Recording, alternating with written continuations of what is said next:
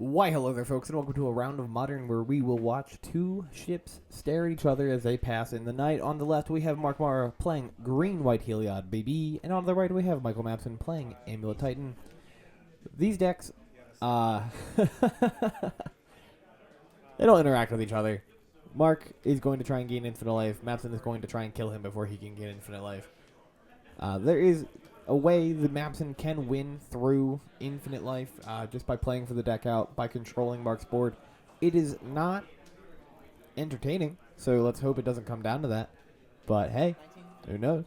Mark going Forest into Utopia Sprawl, probably naming white here, into a Horizon Canopy. We'll take a point of damage. We'll play a Spike Feeder. Now, if you were unfamiliar with Spike Feeder, I can kind of understand that, because in a pre-MH2 world, this card was actually really good, and this deck was really good.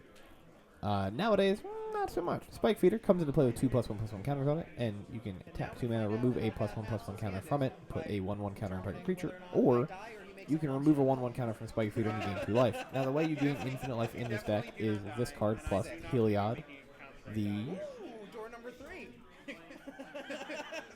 Heliod Suncrown? Yeah, there's so many Heliods now. Heliod Suncrown is a legendary enchantment creature, costs 3 mana, got indestructible, as long as your devotion to white is less than 5. Heliod is not a creature, and then whenever you gain a life, put a 1/1 counter on target creature or enchantment you control. You also tap one in a white, another target creature gains lifelink until end of turn. Now, this is very good with Spike Feeder, because you can Spike Feeder, remove a counter, gain 2 life, which will trigger Heliod, and Heliod will put another counter onto the Spike Feeder. So as you can see, you just go infinite. There is a kill condition with Walking Ballista, where you can give Walking Ballista lifelink, remove a counter with Heliod, remove a counter from the Walking Ballista, ping your opponent, and because Ballista has lifelink, you'll gain a life, Heliod will trigger, you put a 1/1 counter back on the Ballista, and you just kind of railgun them to death. You also can use a card called Conclave Mentor, that is like your tertiary win condition. I'll gain 2. 22. So radiant for 80. This is green and white from, originally from Core Set 2021. Is a 2/2 green and white. If one or more +1/+1 counters would be put onto a creature you control, that many +1/+1s are put on that instead. And when Conclave Mentor dies, you gain life equal to its power. So basically, gain life, win game. 18. White. Basic planes. Amulet Titan 17. is a deck as old as time. I don't think any of you lovely folks watching need me to explain what Primeval Titan and Amulet of Vigor do, but if you do, Amulet, Heliod. say land, go untap, make mana, play Primeval Titan. Primeval Titan plus Amulet usually says you die. There's the shorthand for it. Collected Company. Being cast here? Yeah, being cast here. Mapson, shuffling the deck. If Mark hits Heliod, the game is effectively over, and it is indeed over. Mapson just going to scoop it up. Game 1 will be going to Mark here. Like I said, 2 ships passing the night. Yep. Mapson goes Cavern, named Beast. Arboreal Grazer into a Simic Growth Chamber. Good. Mark plays a Forest into an Arbor Elf. Now this playline could lead to a Collected Company on turn 2. As if Mark plays another Forest and plays Utopia Sprawl, enchanting the untapped Forest. You can tap it for 2, use Arbor Elf to untap that, and there's 4 mana right there. Meaning Collected Company could be cast and win the game on the spot. But Mark going to fetch a Planeswalker. Interestingly, not fetching Temple Garden. I feel like the life loss is not that important in this matchup. Now, what I will say is, there's a Haywire Mite. Untap. What I will say is there's a significant chance that Mark is playing. What's the name of that card? Magus of the Moon in the board, so you want the basics.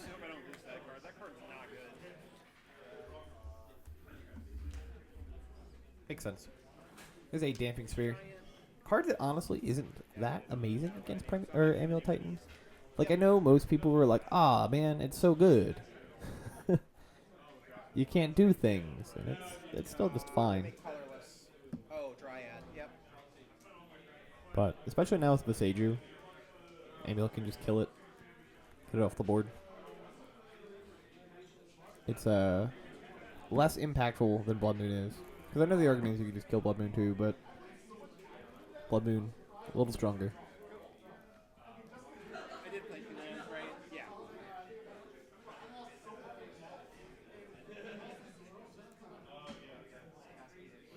I forgot to attack.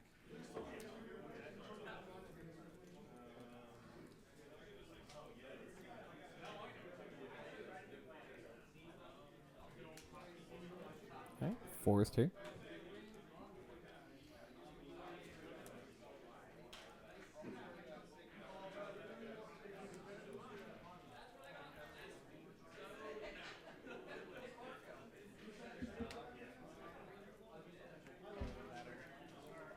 Right, Mark going to play another Arbor Elf here. Sage the Dryad. Channel Viseju, targeting Dryad. That's when we'll get a forest out of the exchange. Go ahead. What's that? I'm like questioning my plays. I have messed up. Now if Mapson draws another land for turn, or just has another land in hand, he can play land, tap the forest, end that to Viseju the Damping Sphere, and then go tap the bounce lands for Primeval Titan. Going to be the case. Naming with Cavern. I will name Beast.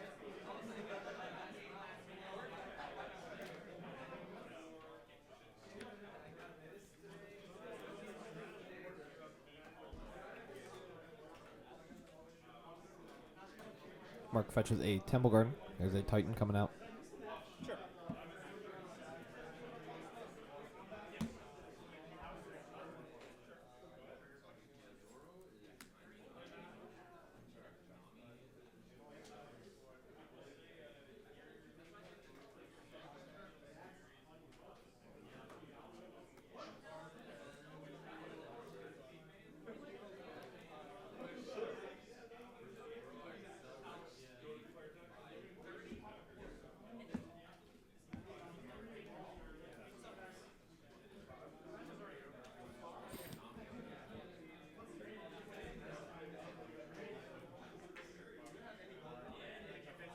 Draw.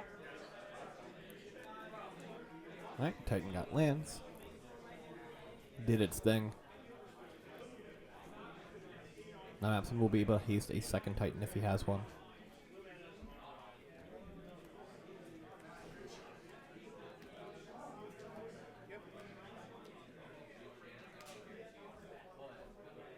Yep. Good.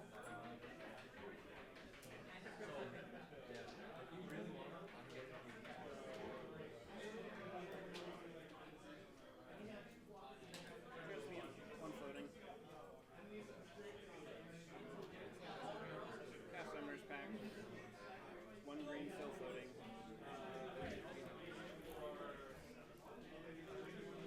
Dryad of the Elysian Grove being obtained here. Through a T West into Sumner's back. Then being cast.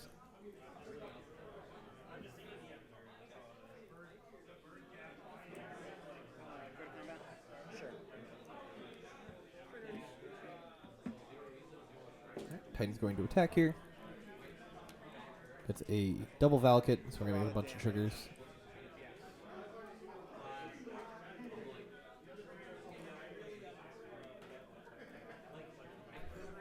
Imagine we're just going to see Valakut shoot down the board here.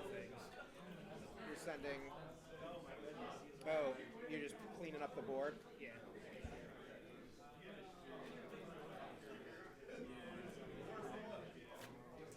I'll gain 6. So you have 25. In response, Mark going to gain 6 life. And then, yep, board dies. 6 damage gets through. Mark will go back to 19. You said you're at 25. Yeah, I was at 19 and I gained 4 from the feeder, 2 from the might. And then I'm going to give a double strike. Yeah. Shoot a... Does Sunhome pump? No, that's the other one, right? Double strike. So I take 12. Yep. And I go to 13. Yep. Okay. End step. Fetch. 12. Pepper mana for something.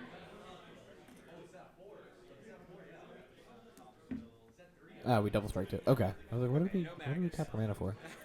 That's right. There's a Boros Garrison in play. We talked about this. That really feels bad.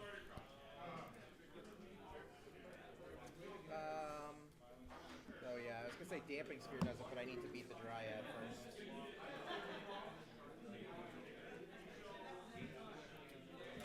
Draw for turn. If I can turn my deck around. Oh, it's a redraw.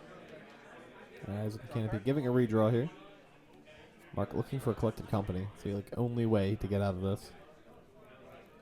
And gotta scoop it up. Game 2 going to Mapson, and we'll be right back with Game 3. I'm going first. Don't you dare go.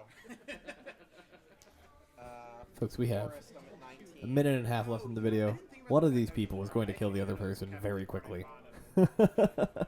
White. Alright, fetching a Forest playing Utopia Sprawl, naming White most likely. As you can tell, I also thought you were on the play. So. Cavern. I mean, I knew that I was. Grazer.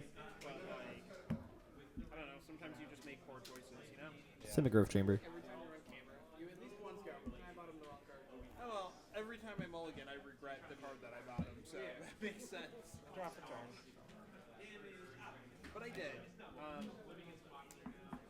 bought him that. Rising Canopy land for turn. Which is much better when you're on the draw. Spike Feeder. I'm at 18. Good. Oh boy, I wish I could cast that card on the bottom of my deck here.